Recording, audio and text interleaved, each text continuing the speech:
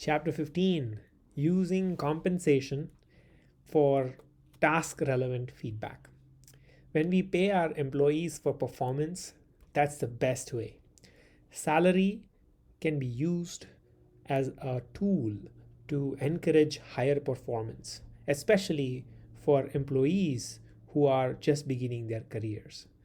So, remembering this fact that for certain employees, absolute jump in performance based payment is important, and for some, relative increase is important.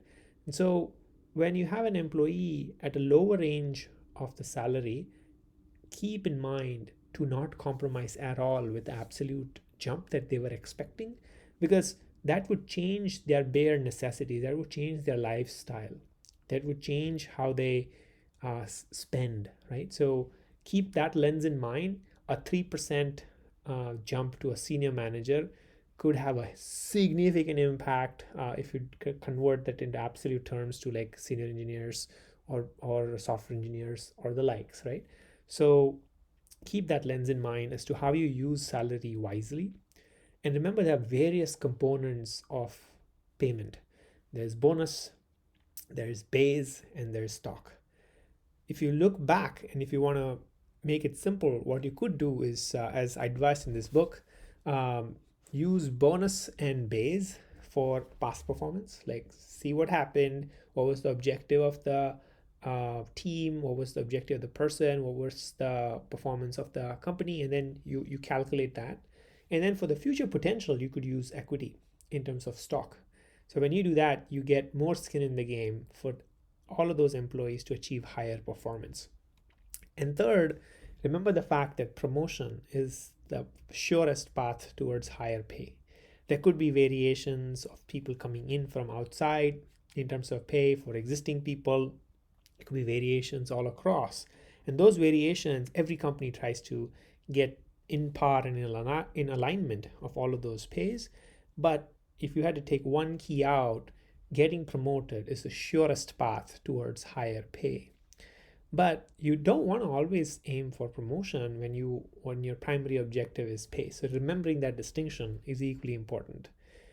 And tying the bonus percentage also based on the title, the performance is quite important.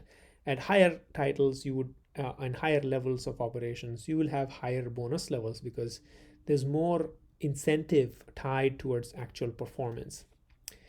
And finally, pay for performance for the individual's work, of the team that the individual leads, and then overall based on the company performance. When you do that, you are actually being very fair.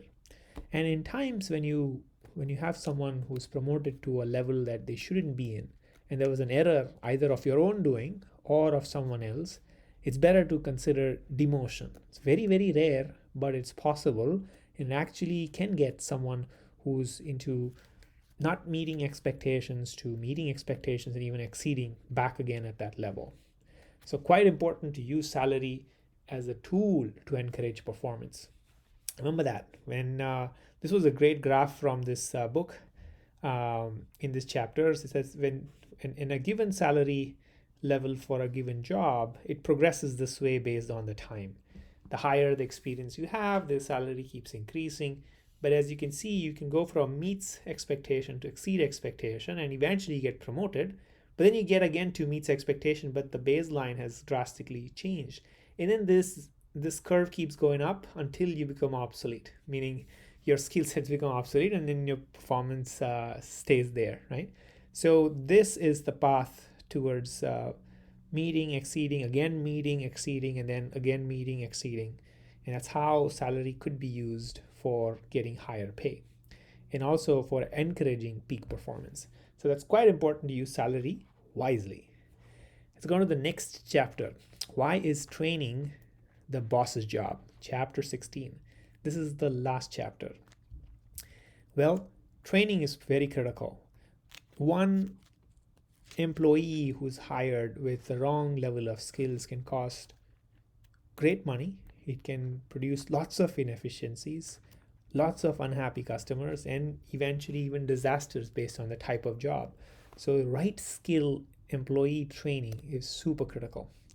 And it's the most highest leverage activity that a manager can ever perform. Think what I'm doing here. I'm recording this video. It takes me hours to create these content, to create this video. But once I've created it, and once I've created for my audience and my company, now it can be repeatedly watched. It can be repeatedly watched by thousands of people, maybe millions of people in the future. Look at the leverage. I had to put in effort once. It's expensive. It's not easy. But then it can be used over and over by thousands and thousands of people. So training, highest leverage activity. Your employee gets better, they'll train others. Huge. Training needs to be tied and tailored to the work that is relevant to the organization. It can't be generic. All of these books that we read, a lot of times they don't tailor it to actually useful material. So you as a leader, when you train for the skill that you're trying to fix, you have to train it to the need of your organization, to tailor it. It also needs to come from someone who is an authority figure. You can't have someone who is not very close to the practice do the training.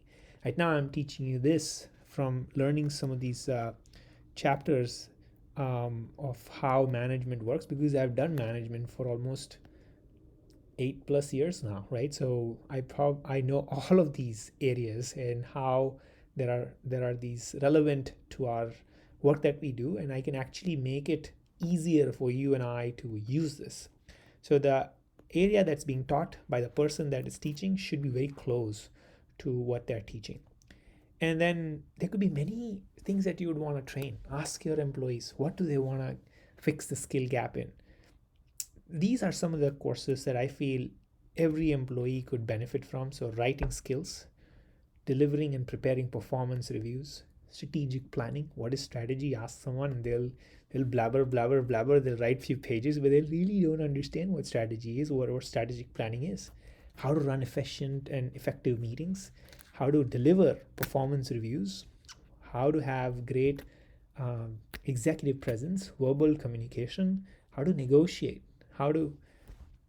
there are so many such skills, right? So you could build that list and then prioritize it, and get your org behind you to get them trained. It's not cheap. Training is not cheap. It's hard work. Start small. Make a list. Ask the org. Commit to a timeline and improvise with feedback. Remember, it's super exhilarating experience. Preparing this material is hard, but once you prepare it, you learn the most. You feel really good. You probably will get sometimes feedback. Don't wait for the feedback. Just keep learning, keep contributing, keep training, and relinquish the effort that you put in as the result itself for the next course, and keep raising the bar. Training is the boss's job. So that's the last chapter. But like all great book writers and great leaders like Andy Grove, he had a last chapter, and he summarized pretty much everything in terms of an assignment.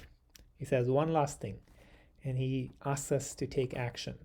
And he identifies close to 30 questions, 20 to 30 questions, and each of them are 10 points. And he said, if you get 10 of these questions, and if you work on these 10 of these questions as an assignment, you will be much better off as a leader. So what are the questions? And this summarizes all of the 16 chapters that we have seen so far. So let's go through each of those questions. For production, identify the operation in your work most like processes, assemblies, test, and production. Like, what are all the steps that are needed? Find out. For the project you're working on, identify the limiting step. Remember the bottlenecks. Map it all out. Work out where is the bottleneck. Define proper places for equivalent of receiving inspection. Build indicators. Remember, these inspections should be the monitoring steps or gate-like steps. Remember, intrusive inspection is hard. Identify false positive threshold, false negative threshold. Identify conditions in which you would relax these inspections because they are expensive. Build half a dozen of such indicators and then figure out which ones of them are qualitative and which ones of them are quantitative. Install these new indicators as a routine in your area. Establish regular review in your staff meetings. Remember, this is to get to know your production system better. Then, what is the most important strategy? What is your strategy? What are you focusing on? What is it that will get you competitive advantage? Describe the environment demand that's prompting you to do that focused area of effort. What is the current momentum? Is your strategy likely to result in satisfactory state of affairs for you and the organization if successfully implemented? So now it's going one level up, defining where is it that you should be focusing on as leaders, strategy. Then leverage. Conduct work simplification in the most tedious, time-consuming tasks. Figure out where there is productivity issues. Eliminate at least 30% of total number of steps involved, or improve developer productivity. Reduce those meetings that are not needed. Define your output. What are the output elements in your organization? Make sure everyone knows and speaks the same language. List them in order of importance. Bugs could be outputs too as well. You want to minimize them. Analyze your information and knowledge gathering systems. Is it preferably balanced among headlines, newspaper articles, weekly news magazines? Is redundancy built in? What are your sources of information? What are your sources of information? As a leader, as an engineer in the team, you probably want to read various information sources. Take a tour, talk to people. Afterward, list out transactions you got involved in during the case. Get your hands dirty in some of the firefights or even the midnight calls. Create once a month excuse for a tour. Like figure out some way in which you go meet people, get your hands dirty, take a tour. Describe how you'll monitor the next project you delegate to a subordinate. Delegation. How will you look for progress in that? How frequently, right? Generate an inventory of projects you can work on in your discretionary time. Remember, your own contribution is your output. Training is a contribution.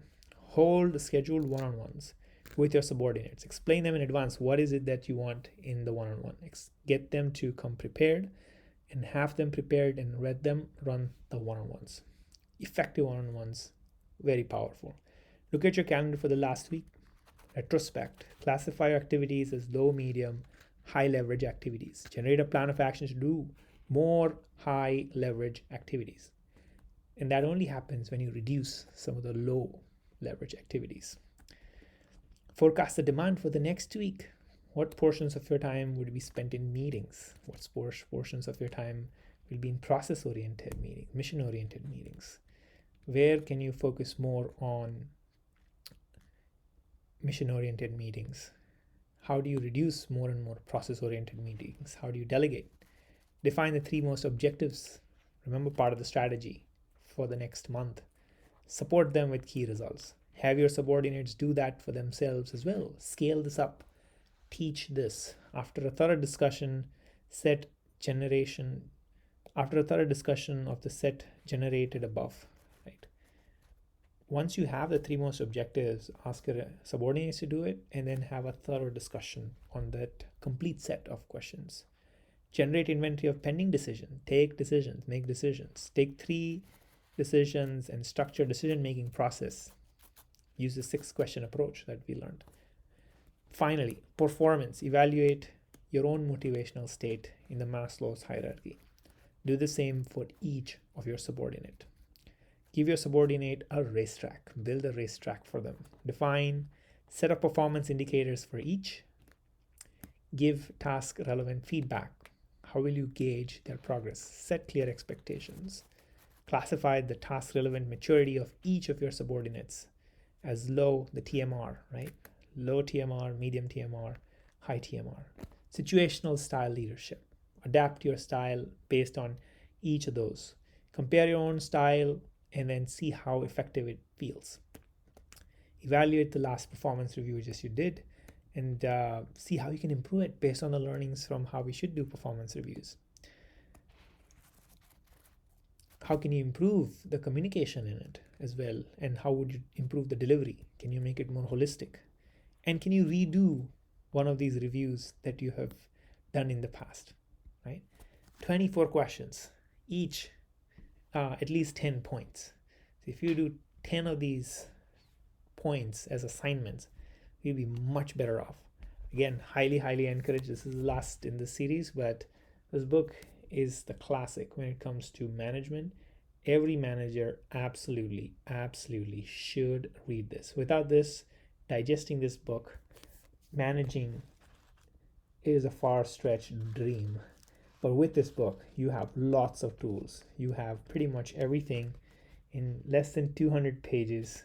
The author, Andy Grove, the legend, has written amazing, to the point, answered questions, given us strategies, prescribed strategies as to how we can succeed. Good luck.